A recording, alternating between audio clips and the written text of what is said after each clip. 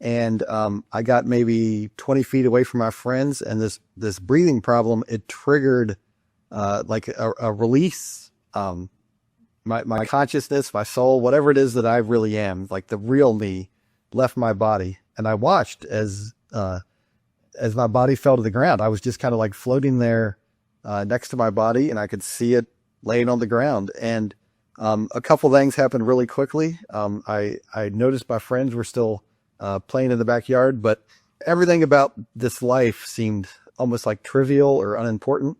My friends didn't notice that I had my body had collapsed on the ground. They were just playing. And a couple other things happened really fast. One was my entire life, it like replayed in front of me very quickly, in extreme detail. It's like nothing was left out. It was my entire life from beginning up until that point. And, I saw everything that I had done. But the weird thing was, or the difference is, it's like I could feel everything I experienced, all my emotions, everything I'd been through. But I could also feel like how I had affected other people, what I had done, how other people had been affected by it. I could like literally feel that.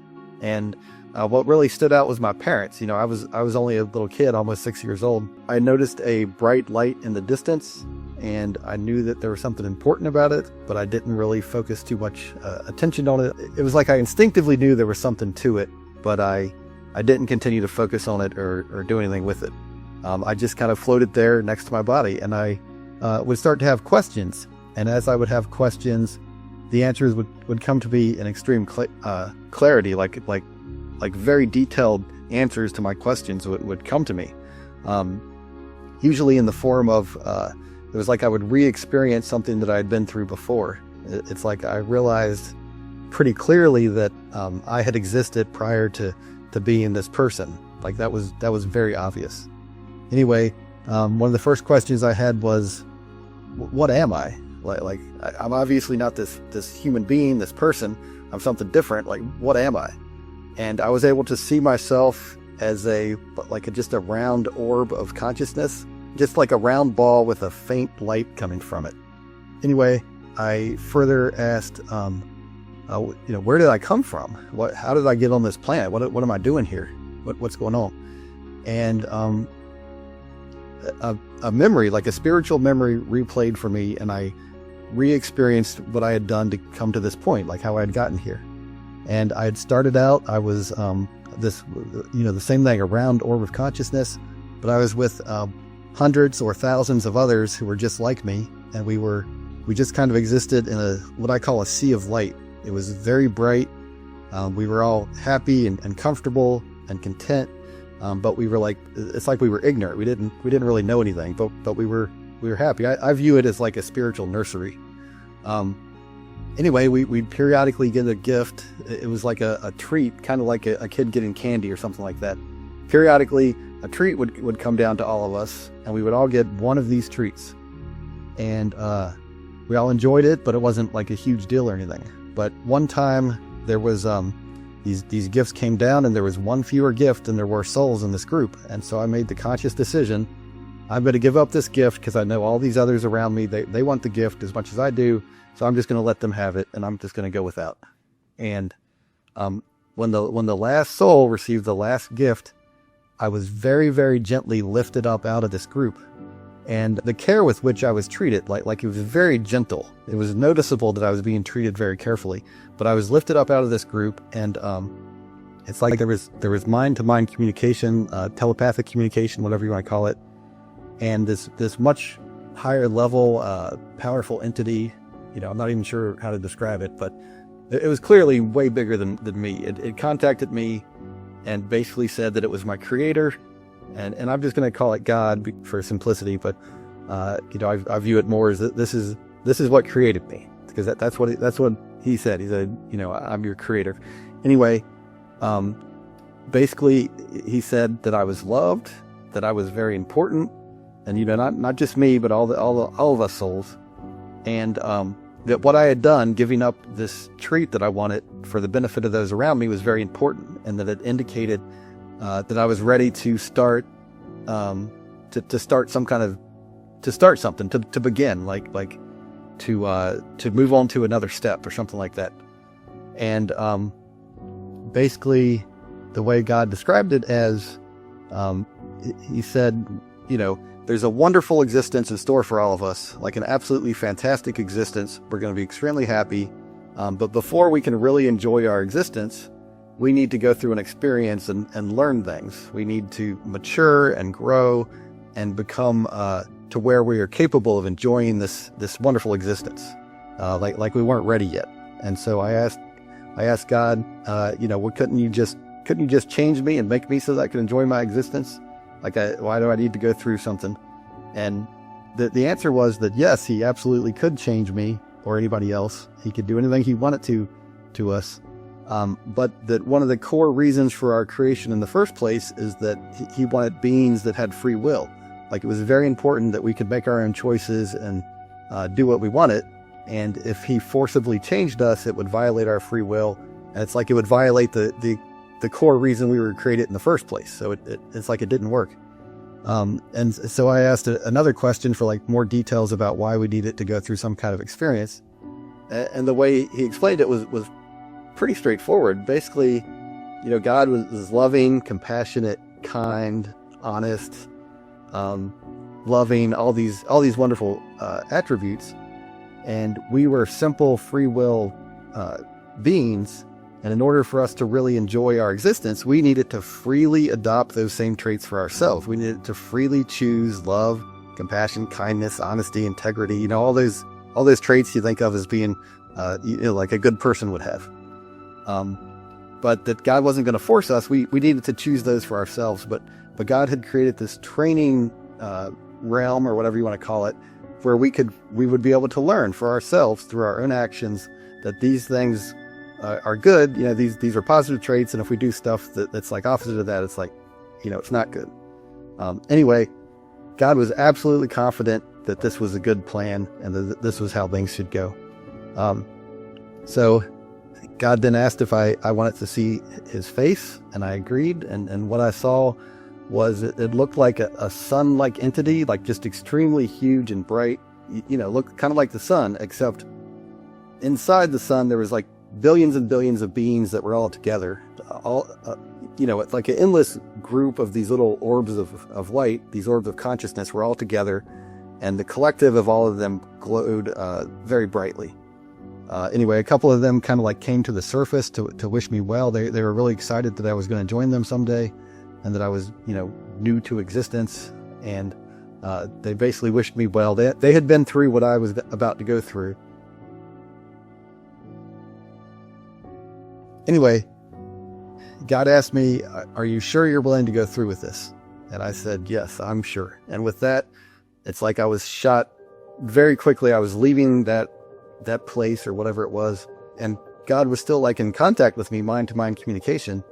And we looked at it's like we started looking at all these places I could go, these planets I could go to. There was thousands and thousands and thousands, and we looked at I don't know, a countless number of them. And I had the intelligence to understand very quickly what each one was like and what the details were like. I don't remember those details, but I had a really good idea what I was getting myself into. It's like I was choosing where I was going to go, where I was going to get these lessons I needed. And I could get the lessons I needed at any one of these planets, but it was kind of up to me which one to pick. Anyway, when we got to Earth, there's something about it. I was just absolutely positive. This is where I want to go. This is the planet I want to go on. And with that, my question was answered, and I was back to floating around in my neighbor's backyard, and I had more questions. I wanted to know, okay, I understand where I came from and how I got to this planet, and then I wanted to know, well, why am I Aaron? Why am I this person? What's going on? What's going on with this life I'm living right now? And again, it's like I re-experienced something I had been through before, and this new memory, it started out as I was I was a soul without a body, and I was frustrated. I had been to in the first experience I had never been to. The first memory, I had never been to Earth before. But during this next memory, it's like I had been to Earth many times. This was not my first life, and somehow it's like I had screwed up. Like I had made a big mistake. and I was extremely frustrated with myself and full of regret for things I had done. Like I had done some bad things. I don't remember what they were, but I had that feeling like I had really made some big mistakes. Anyway, there was guides that were there to help me. And I knew they were there to help me, and I trusted them. But I didn't like want to agree with their plan. They wanted me to come back to Earth and live another life. And I said, no, I'm not doing that. I'm just going to stay here in whatever realm we were in. It was kind of like a midway realm or something. And they basically explained to me, that's your choice. We can't force you to go back, but you're kind of like going to be stuck here, and you can't get better. You can't improve yourself. You just be kind of like stuck here forever. And, I still didn't care. I didn't want to go back to Earth. I didn't want to live another life. But they said, well, how about if we show you some souls that you could help if you went back to Earth? Would you be willing to entertain that? And I basically said, yes. Okay, you could show me some souls that I would help if I went back to Earth. So they showed me that if I went back to Earth, I would be able to help some people, help some souls with their development. And that kind of like triggered something in me that I thought, okay, maybe we could consider it. And so my guides wanted to show me the kind of life I could live, and so I agreed. And so we went and we looked at a person I could become. And this person was like a very angry person. I think they had some childhood trauma, or they were mistreated or something. And if I lived this life, I would grow up to be a very angry person. And, but that would help me spiritually. Like it would help me grow spiritually by working against this difficult, angry life. It would help my soul to become more peaceful and calm.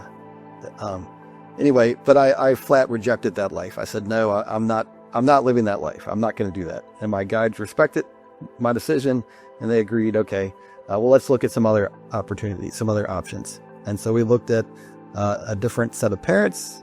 We started looking at what kind of children they could have. And initially, I wanted to be, I saw that these parents had the genes to have a redheaded child. And I really liked that idea. I wanted to be a redheaded girl. I thought it was really neat that that's a rare hair color. Like there's not a lot of people on Earth with that hair color. And I really liked that. I thought that was cool. But the genes and my personality, like there weren't enough options available where I could get everything I wanted. Like I would have been kind of like socially awkward. I would have had difficulty relating to other people. So it's like it didn't really work out. So we started looking at, well, what about a boy? What about different hair colors? What are the other options available? And so when we got to brown-haired boys, like it was obvious that there was oodles and oodles, tons of choices available to these parents for a brown-haired boy. And so we started looking at the details, and it was just obvious that was a better fit for me. And so we started looking at the details, and at first I wanted to be like really, really good looking, like a really good looking guy. And my guides pointed out that, okay, those genes are available to those parents, but if you're really, really good looking, women are going to treat you differently. It's like at your stage of spiritual development, you're not going to be able to resist certain temptations. Okay. Basically I would have been too promiscuous. And by too promiscuous, I mean like at my level of spiritual development, it would have been bad for my development. Okay. And so I realized there was a spiritual downside for me of being really good looking and being too promiscuous. And so we backed the attractiveness down. Anyway, we found the right body, and then it was the same thing with intelligence. I wanted to be super intelligent, like the smartest guy on the planet. And my guides again pointed out, okay, you can pick that if you want. That's available to these parents, but there's downsides. You're going to be arrogant. You're going to look down on other people because they're not as smart as you. You're going to be kind of a jerk, and you're going to be an atheist. And all of those things there's a downside spiritually to that. And so I said, okay. So again, we backed the intelligence down to, smart. We picked everything about this body. It was my choice. I was able to agree to everything, like the height, certain intimate details about this body, like all of it. It's like I agreed to all of it. And when we got the body that seemed right for me, my guide said, basically, okay, is this what you want? This is good. They had plans for my life. They showed me things I had done in a past life that were now specifically going to be incorporated into this upcoming life. And the most straightforward example I had was they showed me in a previous life I had gotten in a fight and I had beat up somebody else pretty badly. And there was no justification for it. He didn't deserve to get beat up. I could have easily avoided this fight. It was like I had done something wrong. And it was just very obvious in that setting when you could see all the different, everything about that fight. We knew from everybody's side what was going on. And basically it's like I had written a check in a past life and now I had to cash it, or I'd created karma and now I had to cash it in. You could call it whatever you want to. But what I had done in the past life was now directly going to play into my upcoming life. And this wasn't a punishment or anything. It was like a learning experience. I was able to receive what I had previously given out. And I would be able to learn from that. But I needed to agree to it. My guides couldn't force this on me. And I agreed to it. I was going to get my nose broken as a 12-year-old, get in a fight and get my nose broken. And that would be a learning opportunity for me to learn that, it's not good to go around hurting other people. And then they showed me other things. They showed me some terrible things I had done.